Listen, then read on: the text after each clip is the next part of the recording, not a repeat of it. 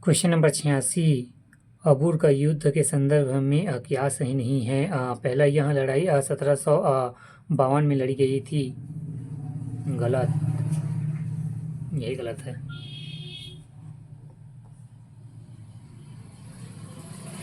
इस युद्ध में मुजफ्फरगंज एवं चंदा साहिब और फ्रांसीसी से मिलकर अनौरण उद दीन का मुकाबला किया। सही है। तीसरा, इस युद्ध में अनौरण उद दीन की सेना को हार का सामना करना पड़ा। सही है। व्याख्या। अबूर का युद्ध द्वितीय अंग्लो फ्रांसीसी संघर्ष कर्नाटक युद्ध 1749 से 54 कारण कर्नाटक पर उत्तराधिकार हेतु विरुद्ध विजयी त्रिगुट डुप्ले मुजफ्फर जंग एवं चंदा साहब वशेष अनौरण उद्दीन परिणाम अनौरण उद्दीन विशेष बाद में अंग्रेजों के अरकट में घेरा डालकर फ्रांसीसी सेना को हराया तथा 1754 में पांडिचेरी की संधि हेतु बाध्य किया। Question number 87। निम्न में से कौन सा से कथन सही नहीं है? सही नहीं है। किसली खान को मुजुबिन खान के नाम से जाना जाता था। गलत। निजाम उल मुल्क ने सकरखेड़ा युद्ध के मुबारिज खान हराया था। सही। जुल्फिकार खान ने निजाम उल मुल्क को आसफ जाह की उपाधि से नवाजा। गलत। व्याख्या। किसली खान एवं चिनकिया खान एवं निजाम उल मुल्क सब मुगलों से टूटकर बनने स्वतंत्र राज्य हैदराबाद संस्थापक था।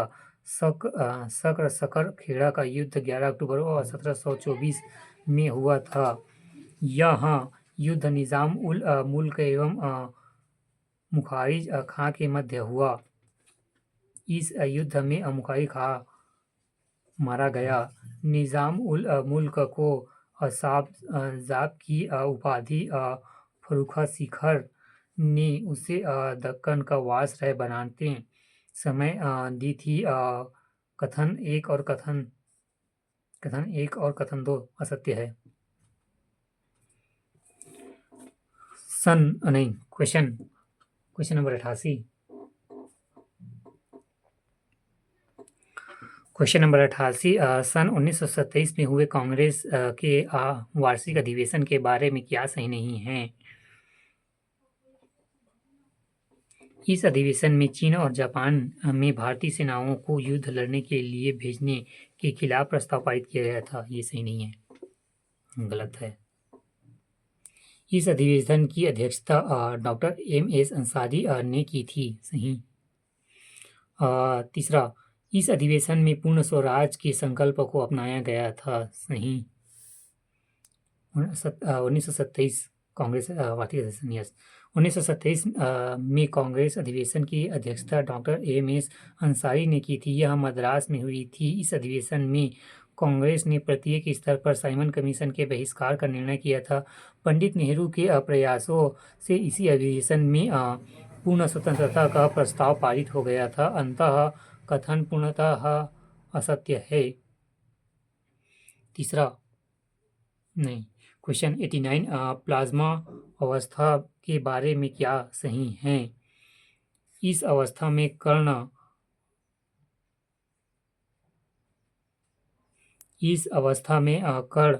अनाकृत अवस्था में होते हैं। सही। एलईडी बल्ब की रोशनी प्लाज्मा अथवा असंबंधित है। गलत। एलईडी बल्ब और प्लाज्मा अलग है। सूर्य प्रकाश की प्लाज्मा औसत एक उदाहरण है। सही। व्याख्या। प्लाज्मा गैसों की उन्नीकृत अवस्था है जिसमें धनावेशित आयनों एवं ऋणावेशित इलेक्ट्रॉनों की संख्या लगभग बराबर होती है। यह पदार्थ की चतुर्थ अवस्था है। सूर्य का बल्ब की प्लाज्मा अवस्था एक उदाहरण है। एलईडी बल्ब की रोशनी अर्धचालकों के माध्यम से इलेक्ट्रॉनिक के संचरण से संबंधित है। सूर्य का प्रकाश की प्लाज्मा अवस्था का एक उदाहरण है। संबंधित नहीं था, उदाहरण है बस। क्वेश्चन नंबर 90, सिलिकॉन 4 में है, फ्लोरीन 1 में संयोजक, एल्युमिनियम 3 में, सल्फर 2 में। संयोजक silicon 4, fluorine 1, aluminium 3, sulphur 2। Question number 91, निम्न में से कौन सा कथन सही है? पत्तियों के एपिडर्मिस में दिखे गए छोटे छिद्रों को स्टोमेटा कहते हैं, सही। दूसरा, स्टोमेटा में स्थिर रक्षी कोशिकाओं वायुमंडल से गैस के आदान प्रदान में सहायक होती है, सही। तीसरा, वाष्पोर्जन की क्रिया स्टोमेटा के द्वारा होती है, सही। प्रश्न में दिए गए सही विकल्प सब सही हैं, सही। क्वेश्चन नंबर 92, निम्न कार्बन यौगिकों को उनके गलनांक के घटते क्रम में सजाइए। एसिटिक एसिड, क्लोरोफिलीन, इथेनॉल एवं मीथेन। एसिटिक एसिड, क्लोरोफिन, इथेनॉल, मीथेन। कार्बनिक यौगिकों के गलनांक या घटना क्रम। एसिटिक एसिड, क्लोरीन एवं इथेनॉल, मीथेन। मीथेन सबसे हाई